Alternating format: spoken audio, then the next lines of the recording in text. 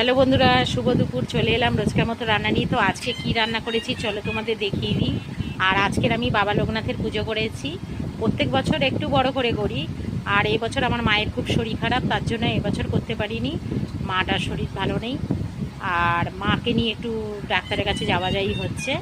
তো বাবা লোকনাথকে শুধু ফল দিয়েই আমি পুজো দিয়েছি আজকে। আর আমরা আজকে নিরামিষই খাচ্ছি।